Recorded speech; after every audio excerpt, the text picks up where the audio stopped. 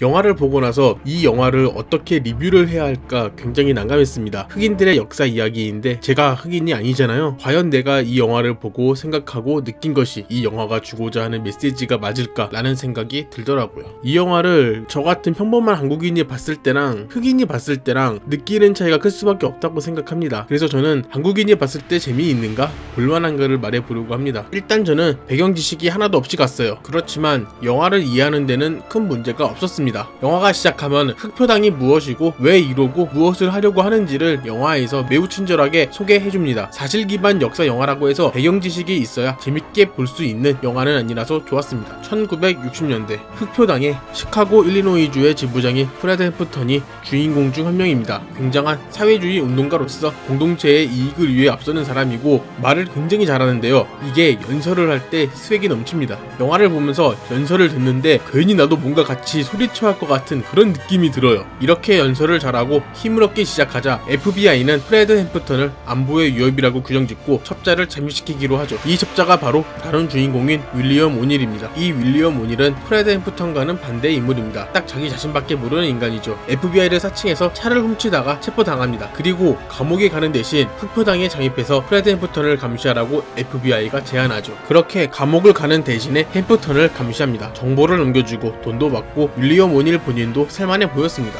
하지만 프레드 햄프턴의 카리스마와 그가 실현하려고 하는 사회운동에 점점 넘어가면서 자신은 첩자라는 사실에 괴로워합니다. 점점 햄프턴에게 동화되기 시작하는 거죠. 하지만 첩자가 나온다고 무간도나 신세계 같은 영화를 기대하시면 안됩니다. 역사 기반의 담백한 영화라서 느와르 영화에서 나오는 첩자들의 이야기를 기대하시면 100% 실망하실 거예요. 이렇게 두 명의 주인공 시점으로 영화가 진행되는데 상당히 재밌습니다. 프레드 햄프턴은 사회운동가의 일대기를 보는 느낌을 잘 살렸어요. 특히 배우의 연기력이 어마어마해서 연설을 하는 씬에서 정말 배우가 프레드 햄프턴 그 사람이 된 것처럼 카리스마 넘치는 모습을 보여줍니다. 영화관인데 같이 구호를 외쳐야 할 것 같아요. 윌리엄 오닐은 첩자로서 쫄리는 상황이 오기도 하고 살아남아야 하기 때문에 술을 쓴다거나 첩보물 느낌도 나고 도덕적 고뇌도 굉장히 잘 그렸어요. 기본적으로 배우들의 연기력이 매우 출중해서 영화의 몰입이 굉장히 잘 됩니다. 이 영화에서 연기력이 부족하다는 느낌은 하나도 없어요. 이 영화의 장점이자 단점으로 영화가 담백합니다. 역사를 기반으로 하기 때문에 어찌 보면 좀 밋밋하다고 볼 수 있지만 이건 햄프턴과 오닐의 이야기 그리고 배우들의 연기력이 메꿔줍니다. 영화가 주고자 하는 메시지를 잘 표현했기 때문에 담백하다는 표현이 맞는 것 같아요. 근데 그렇다고 역사 수업 보는 것처럼 지루하다거나 그러진 않아요.